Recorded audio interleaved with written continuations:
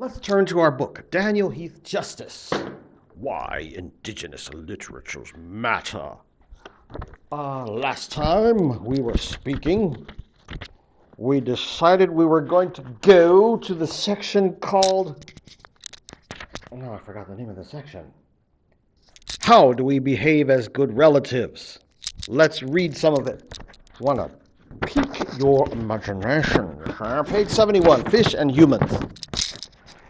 This section is a section from little Linda Hogan, a Chickasaw, from her book Power. Let me read. In the old days, it was said that the shining fish would come up from the water just to partake of our faces as we washed. The wind played a song in the reeds just to draw us near. The whole world loved the human people. Now, it pulls away from us and hides. In the old days when we were beautiful and agile, we asked the animals to lay down their lives for us, and in turn we offered them our kinship, our respect, our words in the next world over from here, our kind treatment. In the old days, it was said that we were humans. What people believe falsely is that all this can no longer be so.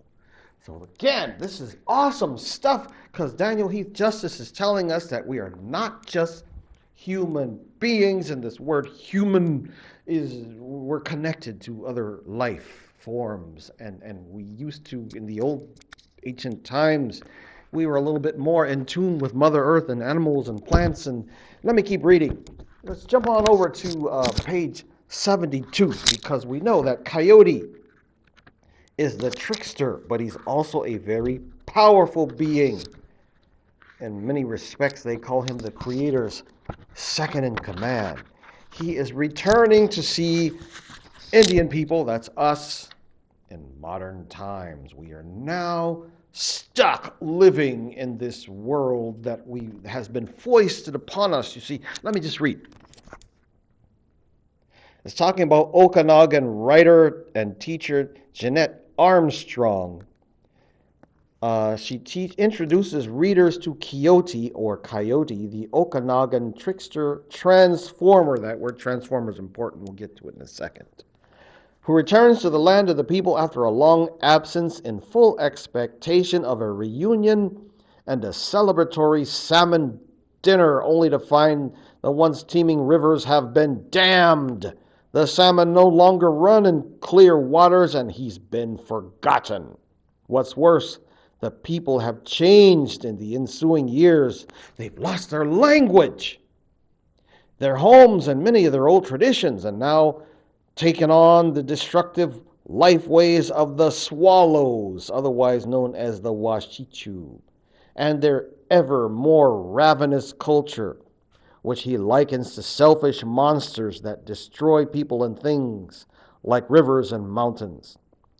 Coyote confronts a headman, clearly an Indian Act leader, who responds to Coyote's entreaty to destroy the dams with fear and derision of one broken by Canadian policy. Get out of here, Coyote. Your kind of talk is just bullshit. If you say them things, the people will get riled up and they might start to raise hell. Them swallows get mad real easy. Besides, we'll just end up looking stupid. We gotta work with them now, even if we don't exactly like what they do. We gotta survive. We gotta get money to buy food and other things. We gotta have jobs to live. That's how it is now. We can't go back to the old times. We need them swallows. They're smart. They know lots that we don't know about. They know how to live right. We just gotta try harder like them. So get out of here. You're not real anyway. You're just a dream of the old people. So there is an interesting idea. Coyote coming back to see the people, that is us, the red people, and he's sorely disappointed in what he finds. That's on page 72. Then we get into his own lecturing on page 74. He says that humanity is a learned process. We are not just born human owed to our DNA. We also have to learn how to be human. The baby has to learn. And in the old days, we were taught how to be human in relation to the rest of the world, the plant people, the animal people, the bird people. That's on page 74. I'm going to go faster because the previous video I made of this, I went too long. Kinship is more imaginative, he says here on page 77. What does he mean by that? Well, you know that we natives, we love to adopt each other. We call friends Kungshi, and an old lady, we might call her grandmother. We might call another lady that's less old auntie. I call the beautiful librarian, I call her Hankashi, my cousin. That's the male's perspective on a female cousin, Hankashi. Um, we call each other cousin, brother, sister, auntie, uncle, cousin. This idea of kinship, according to Daniel Heath Justice, is an imaginative, as much imaginative as it is in our DNA. I would say not only imaginative, this is just me talking now, but also a sacred thing. Let's get back to page 92, Coyote as Transformer. I'm going to read some of this for you, just a little bit to wet your whistle, because I want you guys to know what's going on in native literature. You ready? Here we go. I find Drew Hayden Taylor's Motorcycles and Sweetgrass illuminating in this regard. He's talking about Coyote some more. Do I have Drew Hayden Taylor? Yes, Drew Hayden Taylor. He is I believe he's a Cree. No, he's an Ojibwe, uh, Canadian Chippewa Indian writer and a comedian. He's got this book called Funny You Don't Look Like One, because observations from a blue-eyed Ojibwe. Because he's mixed blood. Let me read. Quit messing around. I find Drew Hayden Taylor's Motorcycles and Sweetgrass illuminating in this regard. It's largely a novel about Nanabush, the Ojibwe trickster transformer, a figure about whom there are many stories of shape-shifting, mischief, even world-shaping creation. Who arrives at, that's Coyote, he arrives at Otter Lake Reserve in Ontario in the form of John, a good-looking blonde white man on an Indian chief motorcycle. And he commences to do what such beings always do, make a mess of things. He brings truth, love, and chaos in his wake, but in so doing, lays bare festering wounds, unacknowledged losses, and unhealthy secrets that must be dealt with if the community has any hope of a healthy future. I bet you're going to have nightmares about. Let me keep reading. Transformer beings like Nanabush and Armstrong's Coyote discussed above disrupt complacency and order. Often driven by excessive appetites for food, sex, and praise, they break down the established social order, but so doing also disrupt inequitable power relations, frozen ideologies, and unhealthy traditions. But they remain curious about the people, all peoples, not just the human ones, and recognize the kinship bonds that connect them. So Coyote, he's a trickster, but he's a fool, but he's also powerful, and he's also a sacred being. In many other cultures, he takes the form of raven. Sometimes he's raccoon, sometimes he's rabbit. How are we doing on time? Oh, I got to show you page 105. Almost forgot. Page 105 of this book is Good Relatives, We Exist. Page 105. I hope I don't overtalk this. 105. This is a queer poet, Janice Gould. She articulates the grief that Indians must feel.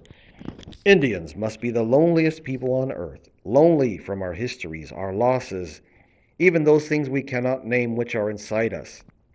Our writers try to counteract the history that says we are a dead, conquered people, but our words are like a shout in a blizzard. Now, if we stop here, we're left with a bleak assessment of how this hating denial turns us into ghosts long before we are dead. But Gould does not end her poem that way, does not end in despair, nor does she really end in hope, but somewhere in between. Let's keep reading. At sunrise, the daughter lies on her bed, legs drawn up, fists in her mouth. I am poisoned, she thinks, beneath my heart. This is what it means to be Indian. My mother is not here. They mind her for her grief, following each vein, invading every space, removing, they said, the last vestige of pain. At dawn, this time of prayer, the daughter, in a voice mined from a sickness of soul, tries to name the words which say, we exist. We exist. Plural in the present. We exist. Two words, powerful, but too often very difficult to say in a world that denies indigenous humanity and presence. Ooh, some tough stuff from Daniel Heath Justice. Read it. And don't weep, but rise. Now, we're going to change the channel a little bit because you know how I love to talk too much. We're going to go to this discussion of literary terms because it seems like I've been shortchanging you as an English professor. So, let's look at this. Now, as you know, this is kind of nerdy stuff and English majory stuff. So let's look at it quickly. Motif, a recurrent element or symbol that appears throughout a work of literature, often used to reinforce a theme or create a particular mood or atmosphere. The next one is theme. It's bigger than motif, you see.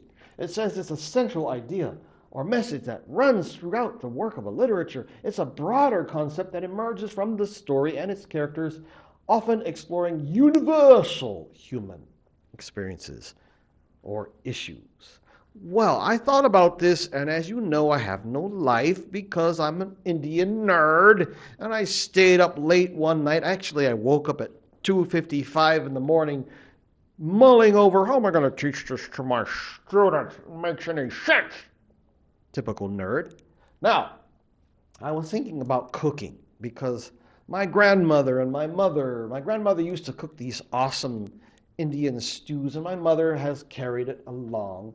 Imagine a motif as something that is a family recipe secret that we keep putting in on our food. One of the things that we like to make is something called, we call it Algonquin stew. It's wild rice and cream and turkey meat and some mushrooms, and it's so yummy. And I'm kind of already big, but I cook this stuff because I remembered the recipe. My mom taught it to me, and it's family tradition. But the motifs are the little secret ingredients that we keep putting in all of our different stews that we make, and they keep showing up over and over. A motif that shows up in Leslie Marmon Silko's work is often color. The color green and the color blue and the color yellow feature prominently, and leaving us readers to scratch our heads and wonder, well, what does this motif mean? It keeps showing up over and over. Motif shows up over and over in literature and in art, even in cooking, and it's often idiosyncratic, meaning that this one author uses it a lot, or maybe a group of select authors use it. That is motif. Theme, on the other hand, tries to get at something more universal, something that we all recognize. So if I were to put a lot of garlic in my food, everybody goes, oh yeah, there's some garlic in here. The motif will be, what is that cool ingredient? I don't know what it is. Whereas the theme is bigger, and it tries to get at universal human experiences or issues. In the case of cooking, it's going to be something everybody recognizes, whether it be Mexican food with some guacamole in it, or hot pepper, habanero, or whatever, jalapeno peppers in it. We're going to all know what it is, okay? It's going to get to us. The hot pepper gets you going in and go. Never mind. Now we're going to go over to item 5, borders. This is Thomas King. the page number is wrong. I believe it's page 85 of our textbook, which is called Read, Listen, Tell. And as you know, I talk too much. Let's see how we're doing on time. 16 minutes. Let's see what we can get done. Because I want to make 3 videos, not 4 or 5 or 6. Page 85. I want to share this with you from Thomas King. This is a story called Borders. And read, listen, tell. Got it? Good. Here we go. So, in King's short story Borders, the author describes a Blackfoot family's attempts to cross into the United States. They're determined to visit their daughter who has left home to live on her own in Salt Lake City, Utah, and they're crossing the U.S.-Canada border. So I'm going to start some of it, and then I'm going to explain a little bit more. When I was 12, maybe 13, my mother announced that we were going to Salt Lake City to visit my sister, who had left the reserve, moved across the line, found a job. Letitia had not left home with my mother's blessing, but over time, my mother had come to be proud of the fact that Letitia had done all this on her own. She did real good, my mother would say. Then there were the fine points to Letitia's going. She had not, as many as my mother liked to tell Miss Manyfingers, gone floating after some man like a balloon on a string.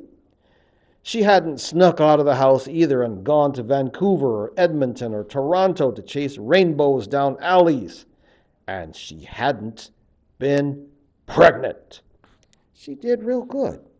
So anyway, he goes on and talks about the anticipation the kids are having, and they get to the border where there's the American flag flapping on a pole, and the guards at the border.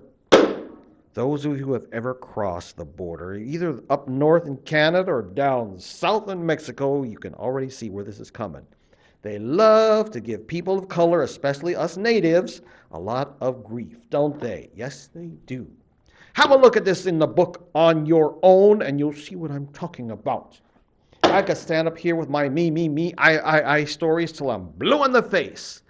But writing it in a story is a better way of, instead of burying you under I, to tell a story. All right, so we're going to stop it there. I bet you I already went to like 18, 20 minutes. Woo, 18 minutes, 35 seconds. We'll stop. Talk to you soon. Bye-bye.